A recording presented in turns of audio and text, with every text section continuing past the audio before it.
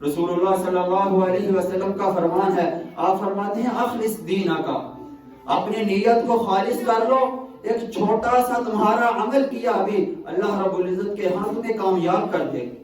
ایک چھوٹا سا عمل تمہاری کامیابی کا سبب بن جائے گا۔ اگر ہماری نیت صاف ہوئی تو ایک چھوٹا سا عمل بھی ہمیں جنت میں داخل کرنے کے لیے کافی ہو۔ رسول اللہ صلی اللہ علیہ وسلم کے یہی فرامین سن کے ایک صحابی رات کو نکلتا ہے، کہتا ہے آج رات میں صدقہ کروں گا۔ وہ رات کے اندھیرے کے اندر اپنے گھر سے پیسے لے کر، نقدی لے کر نکلتا ہے، اور ایک چور سے اس کی ملاقات ہوتی ہے۔ وہ نہیں جانتا کہ یہ چور ہے، اس کو اللہ کی رضا کے لیے اس کو صدقہ دیتا ہے، واپس آ جاتا ہے۔ صبح ہوتی ہے، لوگ باتیں کرتے ہیں، ایسے ایسے ایک آدمی آیا تھا، چور کو صدقہ دے کے واپس چلا گیا۔ وہ بندہ سوچتا ہے کہ میرا صدقہ تو میں نے تو اللہ کی راہ میں دینا تھا، یہ چور کو دے آیا ہوں۔ دوسری رات وہ پھر نکلتا ہے ہاتھ میں صدقہ لے کے اللہ رب العزت کی رضا کے لیے، اور ایک زانیہ عورت کو صدقہ دیتا ہے، واپس آ جاتا ہے۔ پھر صبح لوگ باتیں کرتے ہیں، رات کو ایک بندہ آیا ایسے ایسے، اس نے ایک زانیہ عورت کو صدقہ دے دیا۔ تیسری رات ہوتی ہے، وہ بندہ پھر اپنے گھر سے ہاتھ میں صدقہ لیے اللہ رب العزت کی رضا کے لیے وہ نکلتا ہے، اور جب وہ جاتا ہے اور ایک غنی کو، مالدار کو اپنا صدقہ دے کے واپس آ جاتا ہے، جس کو اللہ رب العزت نے پہلے ہی بہت مال دیا ہوا تھا، اس کو اپنا صدقہ دیتا ہے، واپس آ جاتا ہے۔ لوگ باتیں کرتے ہیں، ایک آنے والا آیا، اس نے ایک سخی آدمی کو صدقہ دے کے چلا گیا۔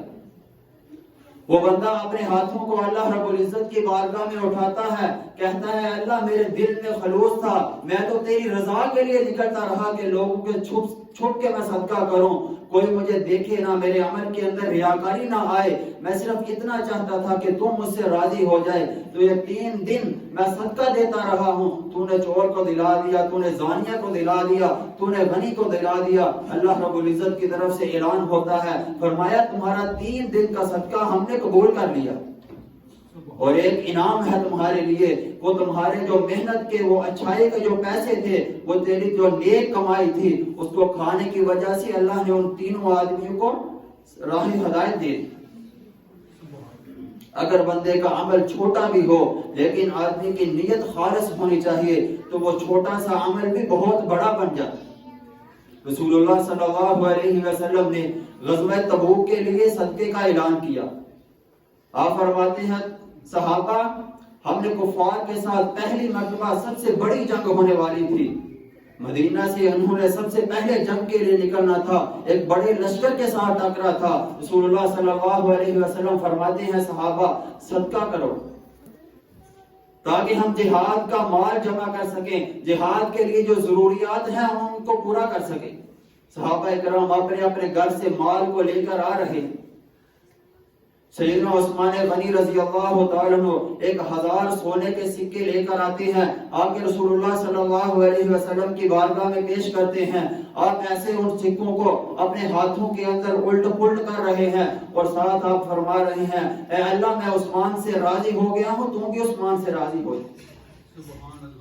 دوسری روایات میں آتا ہے سیدنا عثمان غنی رضی اللہ تعالیٰ عنہ 800 اونٹ سامان کے لدے لدائے اللہ کی رضا میں پیش کرتے ہیں، اس کے ساتھ وہ گھوڑے بھی، نقدیاں بھی پیش کرتے ہیں۔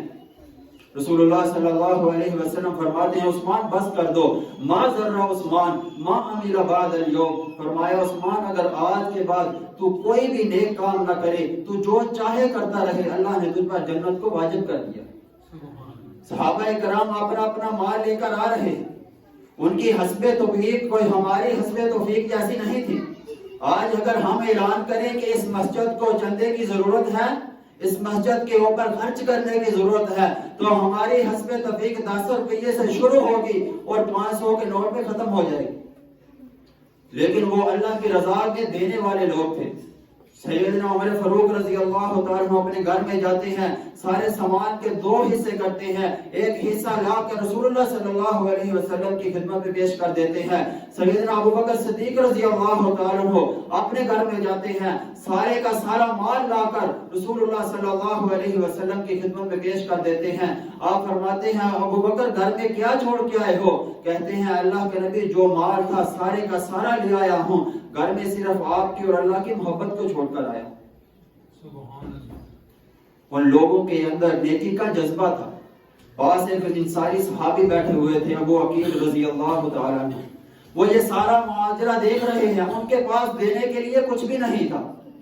جب انہوں نے دیکھا کہ صحابہ کرام مال لے کر آئی جا رہے ہیں، وہ وہاں سے اٹھتے ہیں. رات کا وقت ہو چکا تھا. ایک یہودی کے ہاں وہ رات کو کام کرتے ہیں، ساری رات اس کے باغ کو کنویں سے پانی نکال کر اس کے باغ کو پانی سیراب کرتے ہیں، پانی لگاتے ہیں. جب صبح ہوتی ہے وہ یہودی ان کو چند کھجوریں بطور مزدوری کے دیتا ہے. وہ کھجوریں لے کر رسول اللہ صلی اللہ علیہ وسلم کی خدمت میں حاضر ہو جاتے ہیں. رسول اللہ صلی اللہ علیہ وسلم کو پتہ چلتا ہے کہ اس کی نیت کیا تھی. اس کی نیت کتنی خالص تھی کہ ساری رات یہ کام کرتا رہا ہے. اب اس کو یہ کھجوریں ملی ہیں، یہ اللہ کی راہ میں صدقہ دینے کے لیے آ گیا ہے. رسول اللہ صلی اللہ علیہ وسلم نے ایسے اس کی کھجوروں کو پکڑا ہوا ہے، اس ڈھیر کے اس سارے مال کے سامنے ایسے اس کو کرتے ہیں. کہتے ہیں میرے صحابہ، یہ جو چند کھجوریں یہ بندہ محنت کی کمائی ساری رات کما کر لایا ہے، یہ چند کھجوروں کی قیمت اللہ رب العزت کے ہاں اس ڈھیر سے زیادہ ہے. اگر آدمی کی نیت خالص ہو، آدمی اگر اللہ رب العزت کی رضا کے لیے کوئی کام کرتا ہے، وہ کام چاہے چھوٹا بھی ہو، اگر نیت کے اندر خلوص ہو تو اللہ اس کا بہت زیادہ اجر دیتا ہے.